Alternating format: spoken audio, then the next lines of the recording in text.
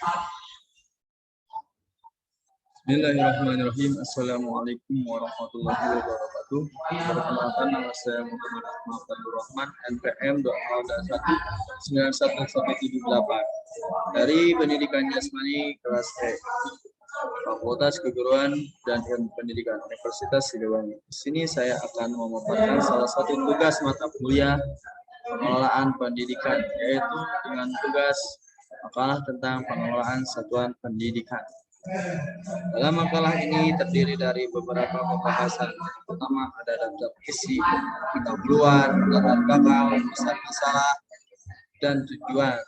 Dalam bab kedua ada pembahasan dan bab ketiga ada penutup. Langsung saja kepada bab pertama. Bab pertama yaitu pendahuluan, berisi tentang latar belakang. Yang mana latar belakang makalah tentang pengelolaan satuan pendidikan ini yaitu menjelaskan bagaimana perubahan dan perkembangan tentang aspek kehidupan yang perlu direspon oleh kinerja pendidik yang profesional dan bermutu tinggi.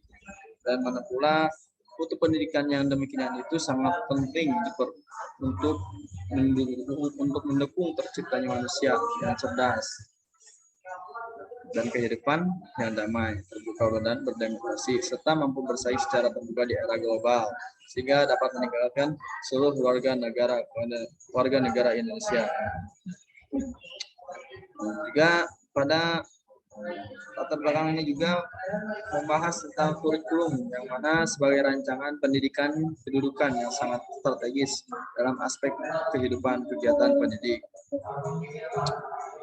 Atau ada juga maksud dalam latar belakang ini bermaksud pada pengelolaan atau manajemen peserta didik, dapat diartikan sebagai usaha pengaturan terhadap peserta didik, dimulai dari peserta didik masuk sekolah sampai dengan peserta didik yang lulus dalam sekolah itu.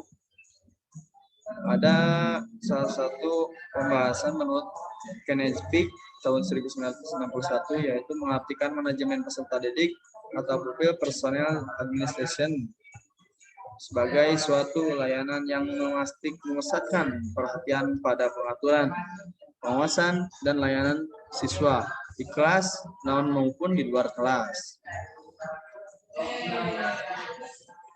Ada juga beberapa menurut Adam dan Deci dalam Usman tahun 2003 mengemukakan peranan guru dalam proses belajar mengajar, yaitu yang pertama guru sebagai demonstrator, guru sebagai pengelola kelas, guru sebagai mediator dan fasilitator serta guru sebagai evaluator. Rumusan masalah. Pada rumusan masalah makalah ini, yang pertama, apa yang dimaksud jenjang pendidikan dan tujuannya. Yang kedua, apa yang dimaksud fungsi manajemen pengelolaan sekolah. Ketiga, bagaimana prinsip pengelolaan sekolah. Yang keempat, apa saja bidang pengelolaan sekolah. Yang kelima, apa saja bagian dari struktur organisasi sekolah pendidikan menengah. Ada pula tujuan. Tujuannya yang pertama, dapat mengetahui jenjang pendidikan dan tujuannya. Yang kedua, dapat mengetahui manajemen pengelolaan sekolah. Yang ketiga, dapat mengetahui bagaimana prinsip pengelolaan sekolah. Yang keempat, memahami bidang pengelolaan dan sekolah. Dan yang kelima, dapat menerapkan bagian dari struktur organisasi sekolah pendidikan menengah. Lanjut saja pada pembahasan. Pembahasan yang pertama yaitu tentang jenjang pendidikan. Apa itu jenjang pendidikan? Pengertian jenjang pendidikan adalah yaitu tingkatan pendidikan yang telah dibutuhkan berlandaskan strata atau hierarki dan level perkembangan siswa, yang mana misi yang akan diraih dan keterampilan yang akan dikembangkan oleh para siswa. Di negara kita Indonesia, pendidikan diklasifikasikan menjadi beberapa bagian. Yang pertama ada pendidikan usia dini, pendidikan dasar, pendidikan menengah, dan ada pula pendidikan tinggi. Seperti terdapat dalam Undang-Undang Nomor 20 Tahun 2003 Bab 6 Pasal 13 Ayat 1 yang membahas mengenai tentang sistem pendidikan nasional. Nah, dan pada Undang-Undang Dasar Undang-Undang Nomor 20 Tahun 2003 Pasal 1 ayat 8 yang berbunyi jenjang pendidikan merupakan tingkat pendidikan yang dikukuhkan berlandaskan level level perkembangan siswa, tujuan yang harus diraih dan keterampilan yang dikembangkan. Yang mana pertama pendidikan dijenjang oleh manusia, pertama dijenjang berantai mulai dari pendidikan usia dini, dasar, menengah, dan tinggi. Beberapa berikut pendidikan di Indonesia. Pertama, pendidikan anak usia dini.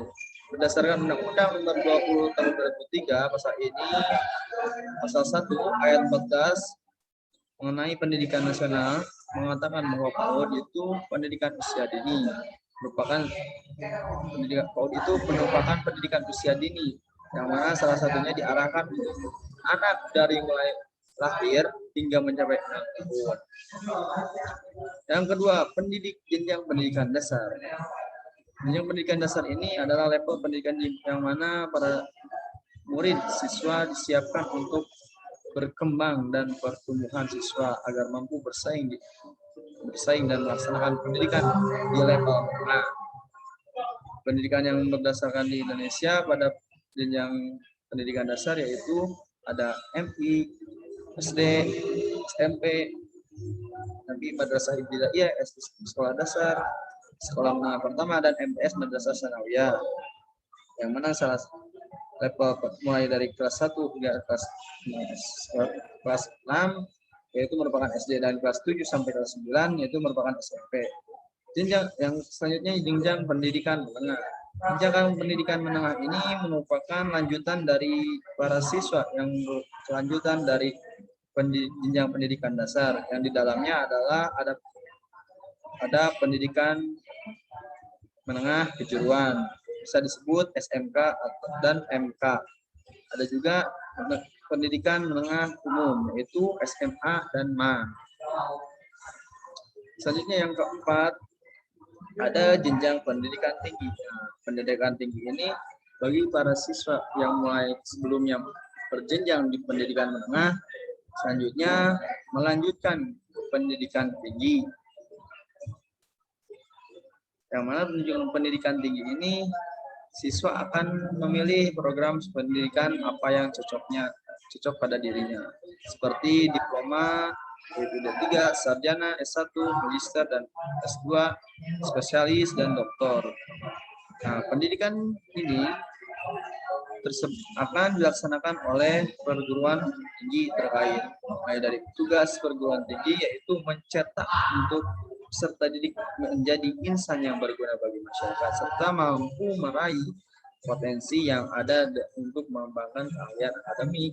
Selain itu, peserta didik juga diharapkan mampu menjadi profesional yang mengaplikasikan, mengembangkan, membuat pengetahuan dan teknologi baru.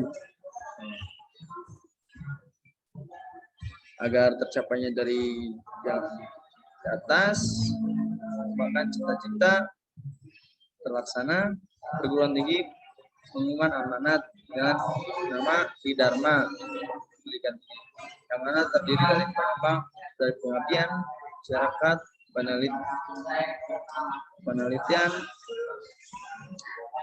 pendidikan, pengabdian, dan penelitian. Selanjutnya,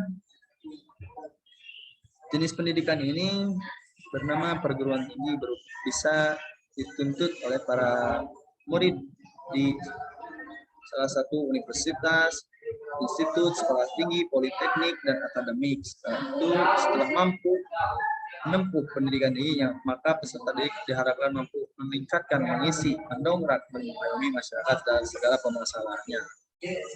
Selanjutnya, materi kedua, yaitu tujuan pendidikan. Sesuai dalam pasal 3 Undang-Undang Nomor 20 Tahun 2003 tentang Sistem Pendidikan Nasional, yaitu pendidikan nasional berfungsi mengembangkan kemampuan dan membentuk watak serta peradaban bangsa yang bermartabat dalam rangka mencerdaskan kehidupan bangsa, bertujuan mengembangkan potensi peserta didik agar bisa menjadi manusia yang beriman, bertakwa pada Tuhan, berakhlak mulia, berilmu, cakap, kreatif, mandiri, dan menjadi warga negara yang demokratis. Nah, selanjutnya pada materi selanjutnya yaitu ada manajemen, fungsi manajemen pengelolaan sekolah. Apa itu fungsi manajemen pengelolaan sekolah? Nah, manajemen sekolah di sini memberi kebebasan dan kekuasaan yang besar pada sekolah, disertai seperangkat tanggung jawab.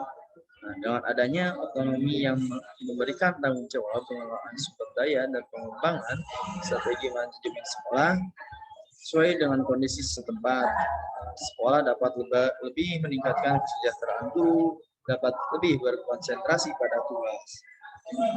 Juga keleluasaan dalam mengelola sumber daya dalam menyertakan masyarakat berpartisipasi, mendorong profesionalisme kepala sekolah dalam peranannya sebagai manajer maupun pimpinan sekolah.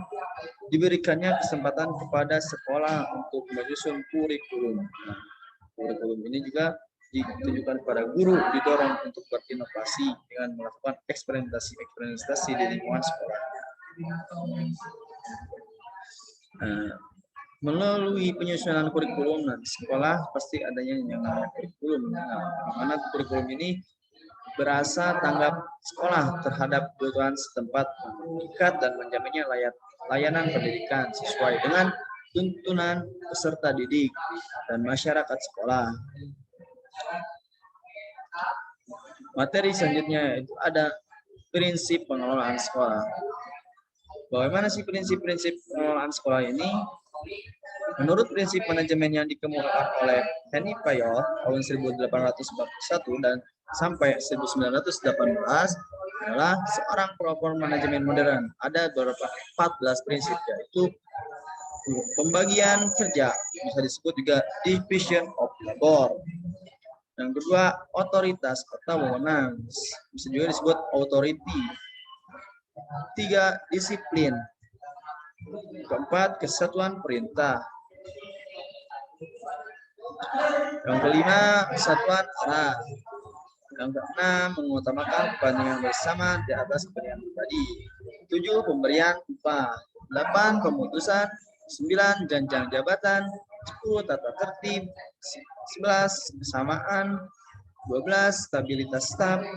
13, inisiatif. 14, semangat korup. Beberapa itu dari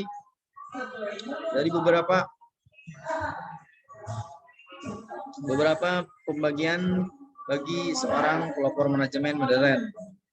Dari ke-14 itu mudah-mudahan kita bisa melaksanakannya.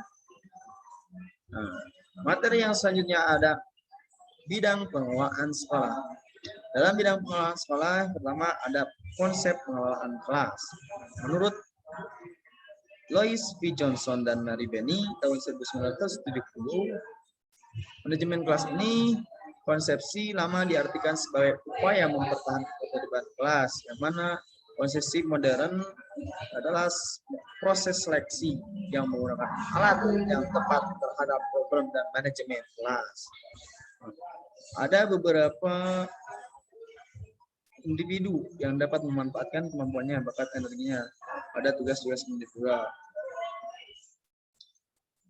Dan juga menurut Wilford Weber tahun 1986 berdasarkan pendekatan manajemen kelas. Yang pertama ada pendekatan otoriter, pendekatan intimidasi, yang ketiga pendekatan permisif, yang keempat pendekatan buku masal. Yang kelima juga ada pendekatan instruksional, 6 pendekatan perubahan perilaku, 7 pendekatan penciptaan iklim sosial emosional, yang ke-8 pendekatan sistem sosial. Nah, itu mungkin beberapa pendekatan bagi guru terhadap murid.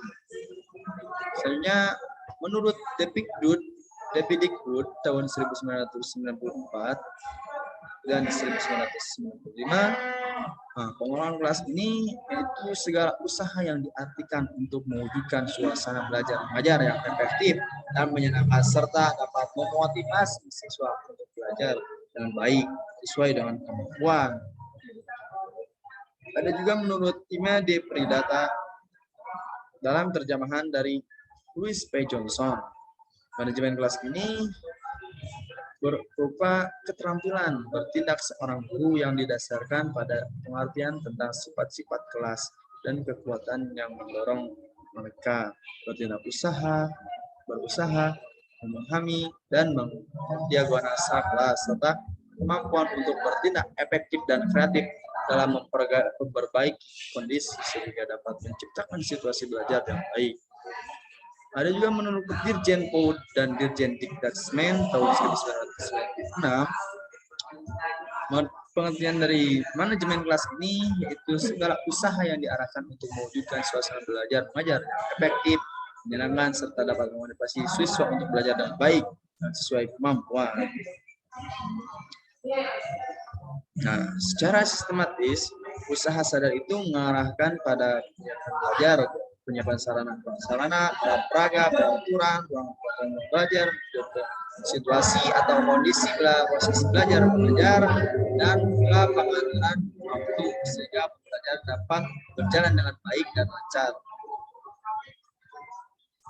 Ada juga menurut Bobby de Future Quantum Teaching tahun 2001, lingkup lingkungan kelas ini dapat mempengaruhi kemampuan siswa untuk berfokus dan menyerap konfirmasi, menjadwal ilmu, pembelajaran, serta bisa mengerti dalam peningkatan seperti poster ikon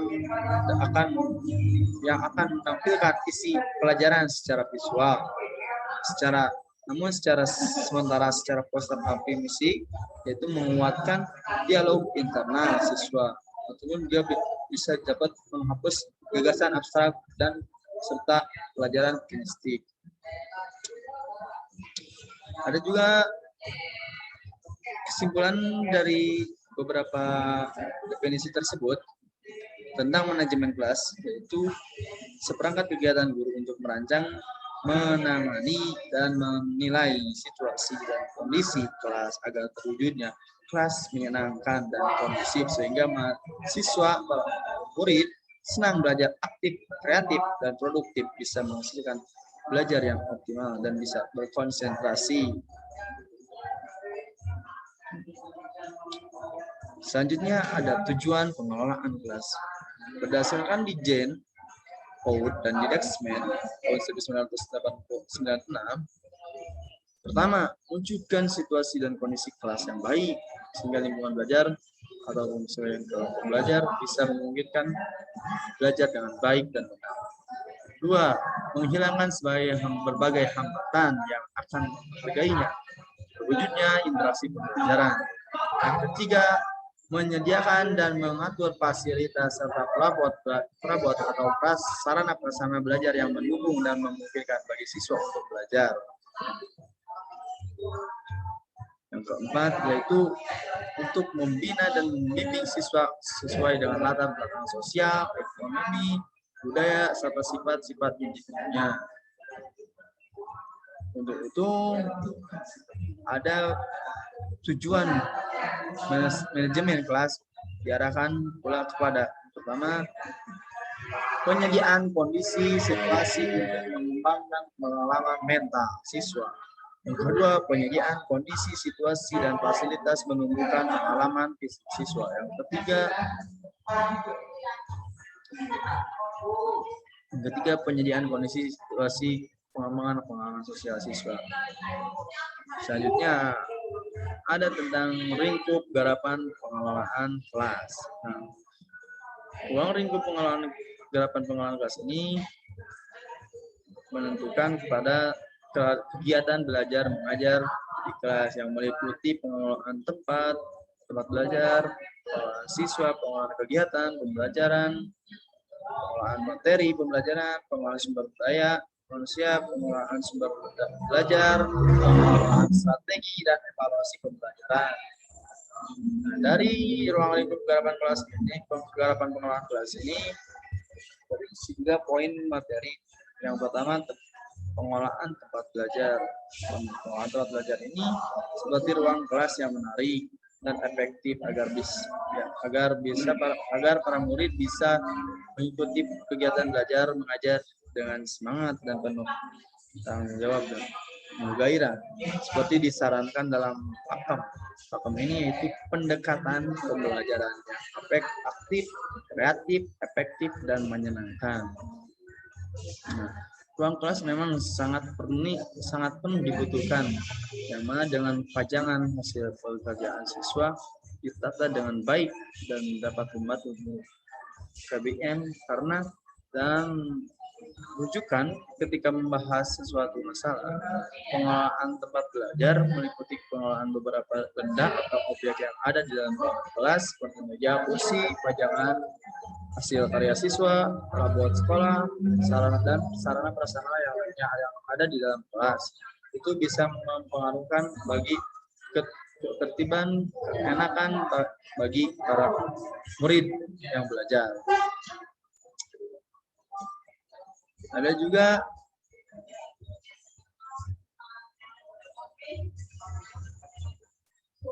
pengolahan siswa. Di sini pengolahan siswa ini dilakukan agar berbagai bentuk seperti individual, berpasangan, kelompok kecil, atau klasikal. Beberapa pertimbangan perlu diperhatikan sewaktu melakukan pengolahan siswa. Antara lain tujuan kegiatan terlibatkan siswa, waktu belajar, dan ketersediaan sarana atau prasarana. Selanjutnya ada pengelolaan kegiatan pembelajaran. Untuk mengelola kegiatan pembelajaran ini, guru perlu merancang tugas dan alat belajar tentang pemberian umpan balik dan penyediaan program penelitian yang memungkinkan bagi semua siswa yang untuk mampu atau mendemonstrasikan kinerja atau performance sebagai hal belajar ini. Ada 3 hal strategis yang perlu kita kuasai bagi calon guru. Pertama, ada penyediaan pertanyaan yang mendorong berpikir baik refleksi. Kedua, penyediaan umpan balik. Yang ketiga, penyediaan yang memberi ruang semua siswa melakukan perbuatan. Selanjutnya ada pengelolaan isi materi atau pembelajaran. Pengelolaan isi atau materi pembelajaran. Di sini maksudnya materi pembelajaran paling tidak guru harus menyiapkan rencana operasional KBM dalam wujud silabus terlebih dahulu. Rancangan belajar bagi para guru yang akan diajarkan terhadap para muridnya. Seperti guru kelas 1 dan kelas 2 yang siswa-siswinya masih berperilaku dan berpikir konkret, pembelajarannya sebaiknya dirancang secara terpadu dengan menggunakan tema sebagai pemersatu dan kegiatan pembelajaran. Selanjutnya ada pengelolaan sumber belajar. Pengelolaan sumber belajar ini sebaiknya memperhatikan sumber daya yang ada di sekolah dan melibatkan orang-orang yang ada di sekolah, yang mana melibatkan orang yang ada di dalam sistem sekolah tersebut. Pengelolaan sumber belajar meliputi sumber daya di sekolah dan sumber daya lingkungan. Nah, di sekolah juga berfungsi adanya pusat pembaharuan dan pusat pembangunan sosial budaya masyarakat untuk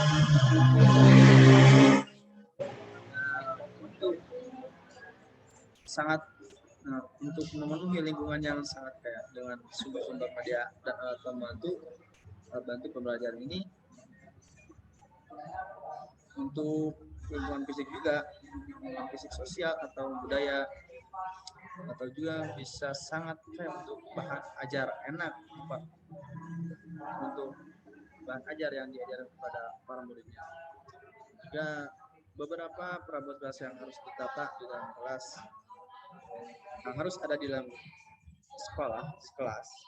Yang pertama ada papan tulis dan penghapusnya, meja dan kursi guru, lemari kelas, meja kursi siswa, gambar presiden, wakil presiden dan lambang negara, papan absensi, daftar jaga, jadwal pelajaran, Ada juga tempat cuci tangan dan lap tangannya. Dan harus ada kalender pendidikan, harus ada tempat sampah, sapu dan bulu ayam atau juga bisa juga komaceng, dan juga beberapa gambar lainnya atau alat peraga. Dan yang selanjutnya ada yang terakhir ada kapur spidol untuk alat sarana prasarana untuk penulis. Selanjutnya itu materi pendekatan dalam manajemen kelas. Dalam pendekatan manajemen kelas di sini, guru dituntut untuk terampil memilih atau memadukan pendekatan yang dianggap meyakinkan untuk menangani kasus pengelolaan kelas yang tepat sesuai dengan masalah yang terjadi di kelas. Nah, oleh karena itu ada beberapa jenis pendekatan pengelolaan kelas, yaitu sebagai berikut. Yang pertama ada pendekatan otoriter, pendekatan intimidasi, pendekatan permisif, pendekatan buku masak atau resep tentang materi. Ada juga pendekatan instruksional, pendekatan pengubahan perilaku atau behavior modification, pendekatan iklim sosio-emosional, pendekatan proses kelompok, pendekatan analitik strukturalistik, ada juga terakhir pendekatan ekletik. Selanjutnya ada masalah upaya perencanaan dalam pengelolaan kelas. Menurut M. Tentang dan Teknik Akademi tahun 1982, masalah manajemen kelas dapat dikategorikan menjadi dua, yakni yang pertama individual dan masalah kelompok. Nah, masalah individu ini bisa muncul karena beberapa kebutuhan, keinginan yang diterima oleh sendiri, dan ada juga yang kelompok, yaitu yang kelompok itu beberapa dari geng, satuan kelompok, kerumunan orang kelompok yang bisa memecahkan pecahan adanya pengelolaan kelas. Nah, juga secara maka berusaha mencari jalan lainnya. Dan juga menurut Rodolph, Dickers dan Churchill yang dikutip dari Tan dan Tera Kajoni, menggolongkan 4 perbuatan individu yang tujuannya dengan cara tidak baik. Beberapa berikut ini, yaitu yang pertama, tingkah laku yang ingin mendapat perhatian orang lain, atau bisa disebut getting behaviors. Contohnya seperti membadut di kelas. 2, ada tingkah laku yang ingin menunjukkan kekuatan atau power seeking behaviors. Contohnya selalu mendebat, kehilangan kendali emosional. Selanjutnya ada tingkah laku bertujuan menyakiti orang lain. Bisa juga disebut revenge seeking behaviors, seperti menyakiti orang lain, memukul, menggigit, dan sebagainya. Tingkah laku selanjutnya yaitu memperagakan ketidakmampuan atau passive behaviors. Contohnya seperti menolak untuk mencoba melakukan apa karena menganggap bahwa apapun yang dia lakukan akan mengalami kegagalan. Ini seperti itu. Nah, sedangkan masalah kelompok menurut Louis P. Johnson dan Mary Berry mengemukakan 7 kategori masalah yang ada dalam manajemen kelas. Itu yang pertama, kelas kurang posesif, kelas bereaksi negatif, penyimpangan dari norma-norma, membesarkan hati anggota kelas, dan justru melanggar norma kelompok. 5, kelompok cenderung mudah dialihkan perhatiannya dari tugas yang tengah dianggap. Nah, semangat kerja rendah. Selanjutnya, kelas kurang menyesuaikan diri dengan keadaan baru.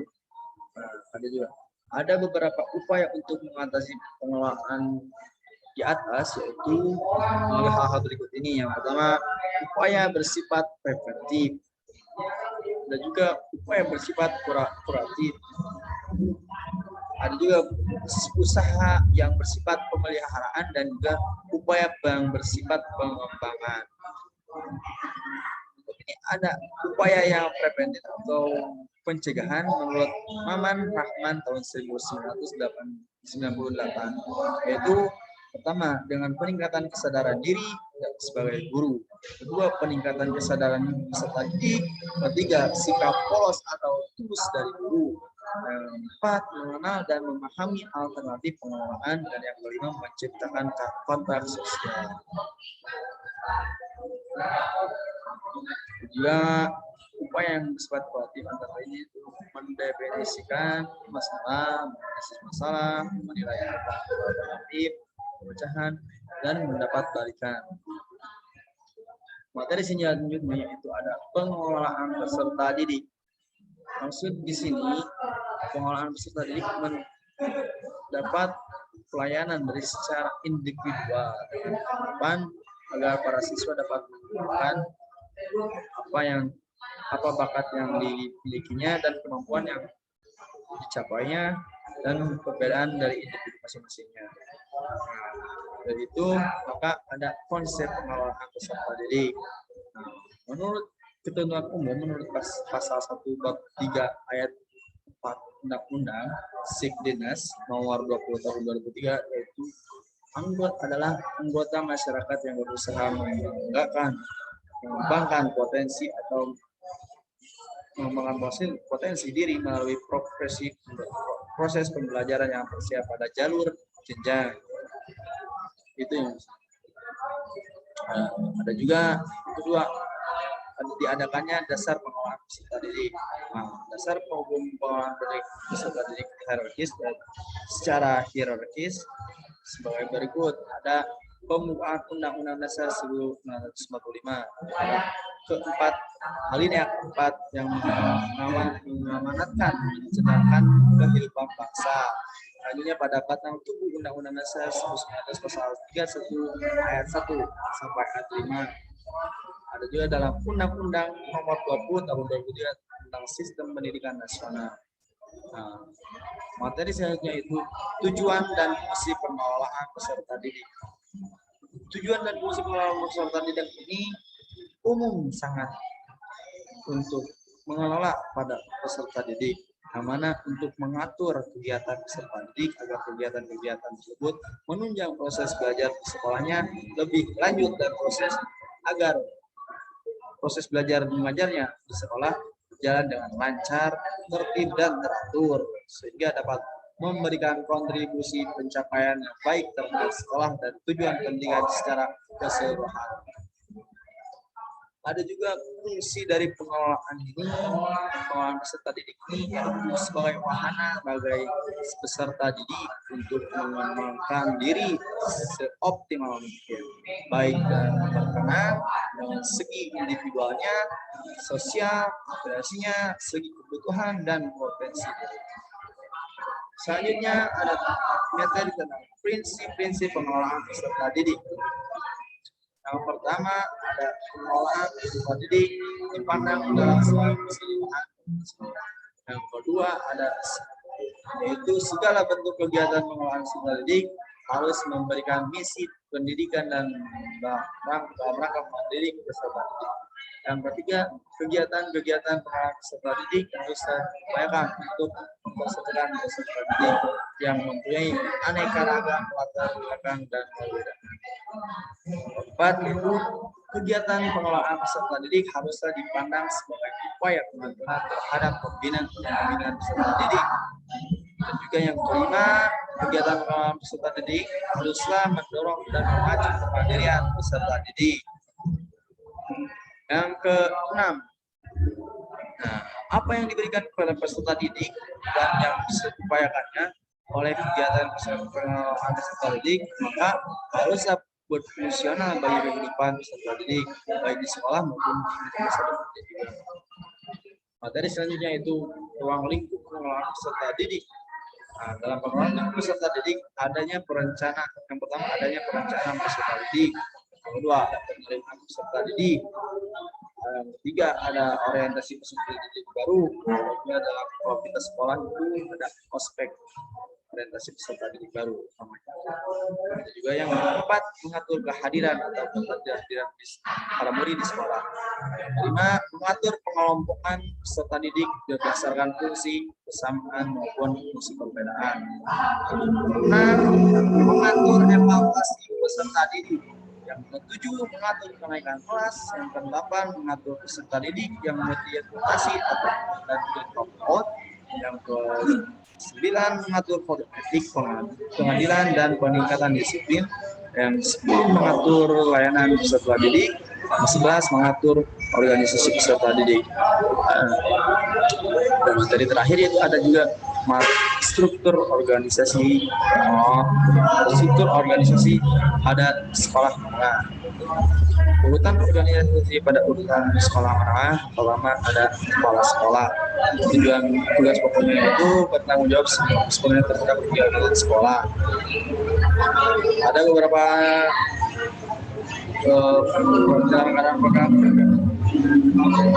dalam tugas pokoknya kepala sekolah itu dengan penyelenggaraan program kerja sekolah. Pertama, meliputi menyusun program kerja sekolah, mengawasi proses pembelajaran sebagai pembinaan kehusiswaan, pelaksanaan bimbingan dan penilaian bagi para guru serta tenaga pendidikan lainnya, dan juga penyelenggaraan administrasi sekolah, yang mana meliputi administrasi, ketenagaan, keuangan, kesiswaan, perlengkapan, dan kurikulum. Juga selanjutnya dengan adanya pelaksanaan hubungan sekolah dengan lingkungan sekitar atau masyarakat. Urutan kedua pada organisasi sekolah jenjang menengah yaitu ada wakil kepala sekolah, yang mana wakil kepala sekolah sama saja tugas pokoknya seperti kepala sekolah, namun ada perbedaannya bagi wakil kepala sekolah dengan beberapa berikut tugas untuk wakil kepala sekolah, yaitu menyusun rencana, pembuatan program kegiatan dan program pelaksanaan. Kedua, program perorganisasian. Ketiga, ketenaga kerjaan. Yang keempat, pengkoordinasian. Kelima, penilaian. Yang keenam, pengawasan. Yang ketujuh, pengidentifikasian dan pengumpulan data. Selanjutnya ada bagian kurikulum. Tugas pokoknya bagian kurikulum yaitu menyusun pembagian tugas para guru, mengelola semua kegiatan belajar mengajar, menyusun jadwal evaluasi, menyusun kriteria untuk kenaikan kelas dan kurikulum, menyusun pelaksanaan UAS dan UAN, dan juga menyusun kegiatan ekstrakurikuler. Selanjutnya urutan dari organisasi ini yang pada sekolah menengah ada bagian kesiswaan. Bagian kesiswaan tugas pokoknya yaitu menata semua perencanaan dan pelaksanaan kegiatan ekstrakurikuler, pengarahan dan pembinaan OSIS, pengidentifikasian absensi dan pelanggaran, dan juga pembinaan sekaligus pelaksana kegiatan yang ketat, dan juga penilaian terhadap semua siswa yang mewakili sekolah terhadap kegiatan di luar sekolah, dan juga perencanaan kegiatan setelah siswa lulus. Selanjutnya urutannya organisasi bagian sarana dan prasarana. Tugas pokok dari bagian sarana prasarana yaitu menjaga sebagian dari barang atau inventaris yang ada di sekolah. Nah, bisa disebutkan juga mencatat semua alat barang yang masuk, mencatat alat motor yang masuk, mencatat alat peraga, pengadaan sarana dan prasarana peraga, penyusun atau aturan anggaran sekolah. Ada juga bagian selanjutnya yaitu bagian hubungan masyarakat. Pokoknya salah satu bagian hubungan masyarakat yaitu membidangi hubungan masyarakat, juga bertanggung jawab atas semua kegiatan belajar mengajar, antara lain yaitu membina kerjasama dengan masyarakat sekitar sekolah, membantu pelaksanaan tugas BP3. Nah, urutan selanjutnya itu ada bagian guru mata pelajaran. Salah satu tugas untuk mata pelajaran ini pastinya yaitu melaksanakan segala hal kegiatan pembelajaran, melaksanakan kegiatan penilaian proses belajar, ulangan harian, ulangan umum, dan ulangan akhir. Melaksanakan penilaian dan analisis hasil ulangan hariannya dari para siswa. Juga melaksanakan program perbaikan dan pengayaan, mengisi data siswa, membuat catatan tentang kemajuan dari hasil belajar, mengisi data medis, ada data hadir siswa sebelum dan mulai pelajaran. Bagian wali kelas. Untuk bagian wali kelas di sini memiliki tugas pokok yaitu dengan pengelolaan kelas, penyelenggaraan administrasi, meliputi daftar pelajaran kelas, buku absensi, buku absensi siswa, buku kegiatan pembelajaran, buku kelas, dan data tertib siswa. Nah, juga mengisi daftar kumpulan nilai atau agar membuat catatan khusus tentang siswa, pencatatan mutasi siswa, juga mengisi buku, melihat pelajaran-pembelajaran. Akhir ada juga 9 ada bagian pembimbingan dan persalinan. Bagian pembimbingan ini yaitu menyusun program dan melaksanakan bimbingan. Bisa koordinasi antara wali kelas dan wali kelas dengan bagian persalinan jika ada siswa yang kesulitan dalam belajar, dan memberikan layanan dan bimbingan kepada siswa supaya lebih berprestasi dalam kegiatan belajar mengajar, juga memberikan saran dan pertimbangan kepada siswa dalam memperoleh gambaran tentang lanjutan pendidikan yang akan dan lapangan pekerjaan yang akan sesuai dicapai pada masa depan. Ada 10 ada bagian pustakawan. Bagian pustakawan ini tugas pokoknya yaitu menyusun tentang motif perpustakaan, membuat perencanaan, pengadaan buku, penjualan pustaka, media elektronik, juga pengurusan pelayanan perpustakaan, pemeliharaan dan pemeliharaan buku, melakukan penyelenggaraan pelayanan bagi siswa atau guru, tenaga pendidikan lainnya, serta masyarakat. Juga penyimpanan buku perpustakaan, media elektronik. Yang ke-11 ada bagian laboratorium. Sudah jelas bagian laboratorium ini mengatur perencanaan pengadaan alat dan bahan di laboratorium. Kedua, menyusun jadwal dan tata tertib dalam penggunaan laboratorium. Selanjutnya mengatur penyimpanan dan daftar alat-alat laboratorium dan juga memelihara melakukan perbaikan alat laboratorium. Selanjutnya nomor 12 itu juga ada bagian tata usaha. Ada bagian tugas pokok dan bagian tata usaha ini menyusun program kerja atau usaha sekolah, mengelola keuangan sekolah, mengurus administrasi dan ketenagaan dan siswa, pembinaan dan pengembangan karir para pegawai atau tata usaha sekolah, mengkoordinasikan dan laksanakan juga menyusun laporan pelaksanaan kegiatan tata usaha secara berkala mungkin. Demikian pembahasan mengenai struktur organisasi sekolah beserta tugas-tugas pokoknya. Mungkin dari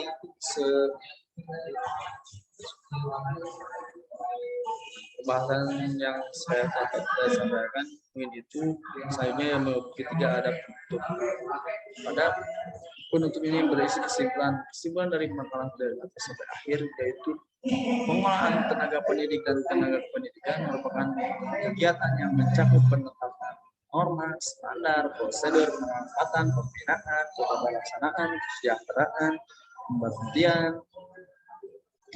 pemberhentian pendidikan agar dapat melaksanakan tugas dan fungsinya dalam mencapai tujuan sekolah, dan juga tahapan tenaga pendidik dan tenaga pendidikan terdiri dari perencanaan rekrutmen, seleksi, penempatan, penampilan, dan penilaian kerja.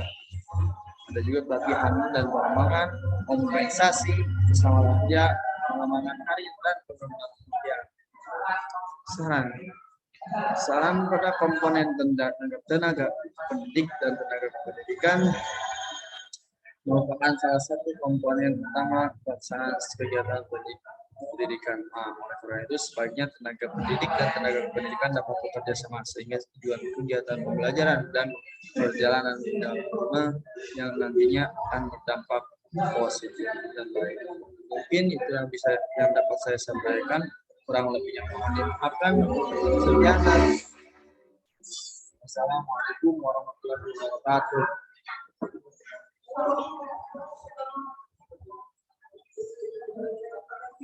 No.